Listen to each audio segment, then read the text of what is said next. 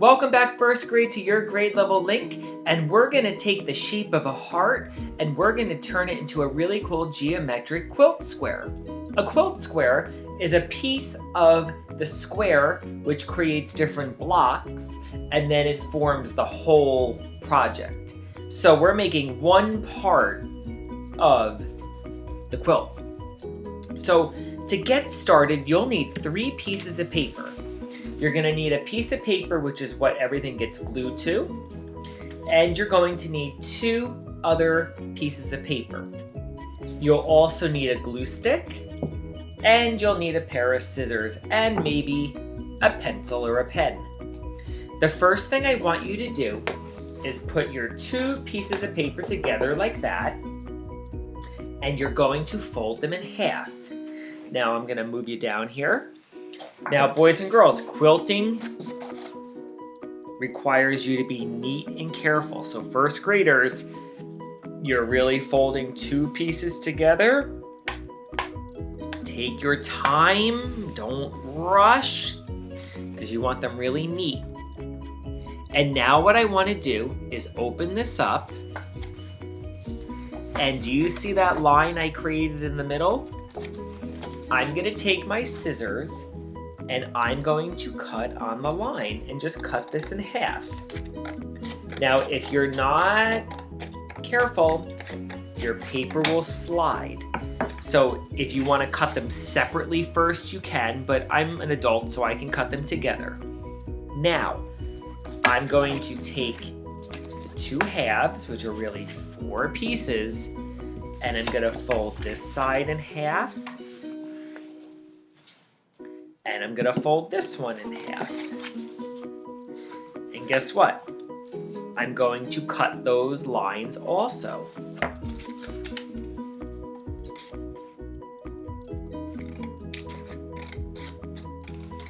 Okay. And you can see by doing that and being careful, I now have 8 rectangles. I have 4 of the green, and I have 4 of the pink. And they should be about the same size, okay? So now what I'm gonna do is I'm gonna put a pink and a green together, a pink and a green together, a pink and a green together, and a pink and a green together. All right, ready for the next step? Now what I wanna do is I'm gonna fold the paper in half, keeping them always together. So here's 1. Here's 2, keep them together. All right, try to be as neat and as careful as you can. Here's my next one. And I have 1 more. Okay. So now what I want to do is I'm going to take my pen and I want to create a heart, but there's a certain way I want you to do it. When you draw your heart, the line in the middle is where the heart is going to be folded. So don't cut your folded line. All right? And you might want mom or dad or someone in the house to help you. But you're going to create half of a heart on your folded line. And using your scissors, you're going to cut it out. And you want to use this paper too. Don't get rid of this paper. So when you make your heart, don't make your heart too big because you want to have some paper here and some paper here. So mom or dad might have to help you get that part set up. But you see I have 2 pieces with hearts in it. These are the negative spaces where the hearts used to be. And then I have 2 positive heart shapes. I have a pink and a green. So I'm gonna do that again just to show you. This time the green's on the outside. So I'm gonna draw half of a heart. So if you wanna try doing this, you draw only half of the heart, because when you open it, the other half will be cut out too. So keep it folded. Let me cut this. I have to turn it around. Again, don't make it too big because you want to have the negative space to be part of the project too. So there's the negative space, the pink and the green. And here's the positive space, the pink and the green. Okay? I think we're gonna use these 4 pieces for another project. So I'm gonna put these off to the side because I don't want to give you too much information quickly or too soon. All right? So I'm gonna move my hearts, and here are I'm gonna first work with my negative shapes. And I'm gonna start by putting a little glue onto the back. Be careful not to rip your paper. And I'm gonna glue this dude down into the corner here. And I'll put a pink one on top. Now, playing with my quilt idea, I can turn my hearts in different directions, but I think I'll leave it like that. I'll leave it the normal way. Like that. So you see how I glued the 2 shapes? And now I think I'll put the green on top this time.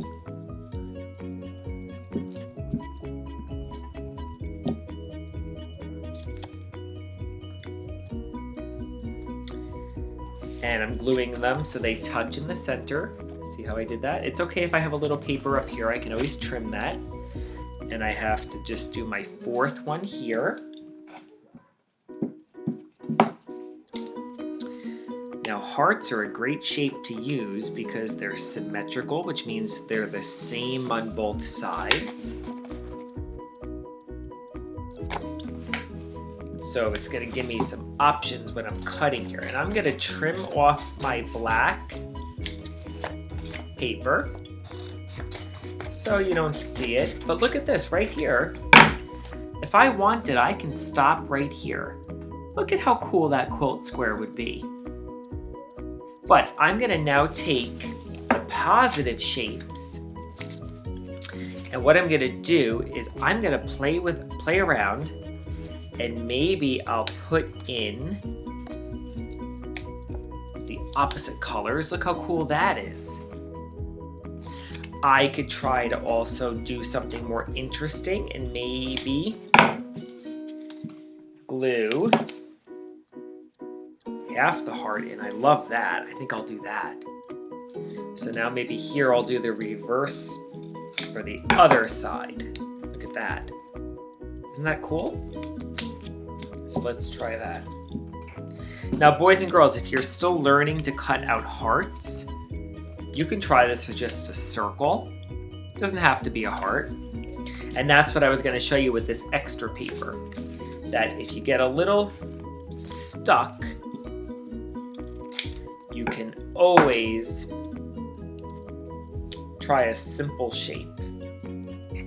So let's try putting this heart here. Now, boys and girls, I want to show you something.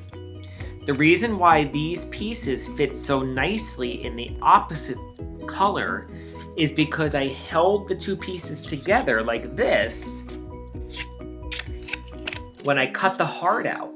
So the heart on the green paper is the same as the heart on the pink paper. And that's why I'm able to play around with this so nicely and everything fits in. So that's why I wanted you to put the hearts or the paper together when you cut all the shapes out. Because look how cool that is. Isn't that amazing?